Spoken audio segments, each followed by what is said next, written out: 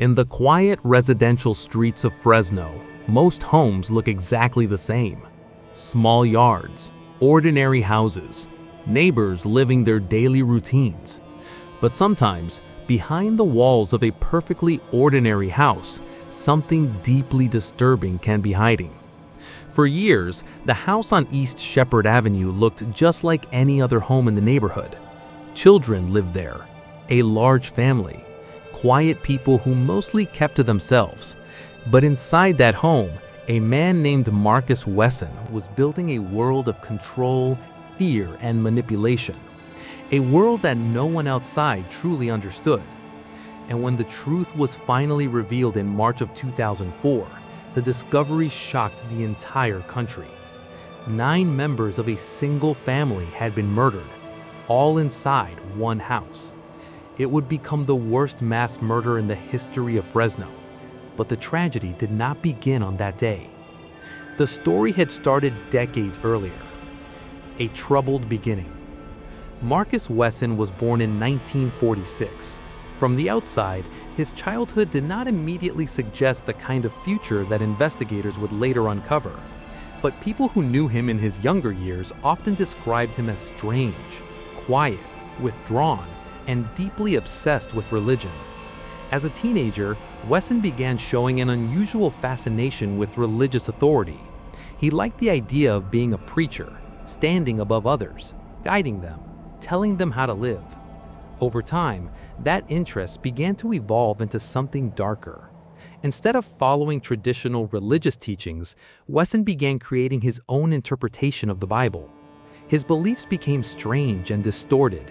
He claimed that his teachings came from God directly, and gradually he began convincing others that he had been chosen to lead. For some people around him, especially younger family members, this belief gave Wesson enormous power. Building a closed world. As the years passed, Wesson began surrounding himself with relatives and followers who lived under his authority. He created strict rules inside the household, rules that governed nearly every part of daily life. Children in the home were not allowed to attend public school. Instead, they were educated inside the house, under Wesson's control.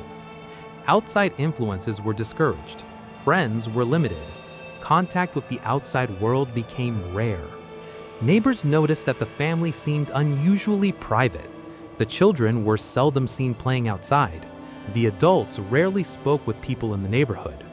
To outsiders, the house seemed quiet, but inside, Wesson's authority grew stronger. He expected obedience, absolute obedience, and those who lived with him were taught from a young age that questioning him was forbidden. A disturbing secret. Over time, investigators would uncover something far darker than simple isolation. The family structure inside the house had become deeply disturbing. Wesson had fathered numerous children with multiple women. Some of those women were his own daughters. Others were nieces or close relatives. What had started as control had evolved into long-term sexual abuse. Many of the children inside the house had grown up believing that Wesson was not only their father, but also a spiritual authority chosen by God. For them, his word was law. Years of manipulation had created a system where few people inside the household felt capable of resisting him.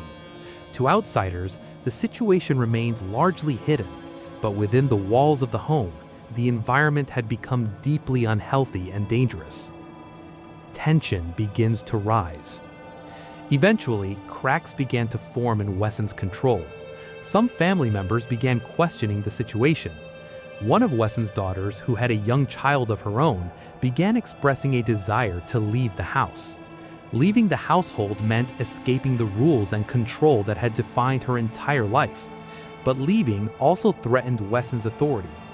If one person walked away, others might begin to question him too. And for someone who had spent decades building a system of absolute control, that possibility was dangerous. Family tensions began to escalate. Relatives outside the household became concerned. Arguments and disputes started to occur. And slowly, events began moving toward the tragic day that would change everything. March 12, 2004. On the morning of March 12, 2004, a dispute involving family members brought police officers to the house in Fresno. At first, the situation seemed like a family argument. Officers arrived expecting to mediate a disagreement, but something about the situation felt unusual. Marcus Wesson stepped outside and spoke briefly with officers. He appeared calm, quiet, but after a short conversation, he turned and walked back into the house. Minutes passed, then more time passed. Eventually, Wesson came back outside, and something was terribly wrong. His clothing was stained with blood. Police quickly entered the house. What they found inside was horrifying. In a bedroom, 9 bodies were discovered. The victims were members of his own family. Some were children. The youngest victim was just 1 year old. The oldest was 25. All had been shot. The discovery stunned investigators. It was one of the most disturbing crime scenes the city had ever witnessed. The investigation. Detectives began working to piece together exactly what had happened inside the house. Evidence suggested that Marcus Wesson had gathered members of the family together inside one room. One by one, they had been shot. The motive appeared connected to the growing conflict within the household. Investigators believed that Wesson feared losing control of his family. If some members left, the entire structure he had built over decades might collapse. Rather than allowing that to happen, prosecutors later argued that Wesson made a horrifying decision: to eliminate everyone who might challenge his authority. The trial. The trial of Marcus Wesson began in 2005. During the court proceedings, jurors heard extensive testimony about life inside the household. Former family members described years of control and manipulation. Investigators presented evidence of sexual abuse involving multiple victims. The defense attempted to argue that Wesson was not responsible for the killings, but the evidence presented by prosecutors was overwhelming. After hearing weeks of testimony, the jury reached its decision. Marcus Wesson was found guilty of 9 counts of first-degree murder. The sentence. Following the conviction, the court sentenced Marcus Wesson to death. Today, he remains on death row in California. The house where the murders occurred was eventually demolished. The physical location of the tragedy no longer exists, but the story continues to haunt those who remember the case. The legacy of the case. The Wesson case raised difficult questions about how such extreme abuse could remain hidden for so many years. Neighbors had lived nearby without realizing what was happening inside the home. Authorities had received warnings in earlier years, but the full extent of the situation was never uncovered until it was too late. For many people in Fresno, the case remains one of the most disturbing chapters in the city's history. A reminder that sometimes the most dangerous secrets are the ones hidden behind ordinary doors, and that even in the quietest neighborhoods, dark stories can exist just out of sight.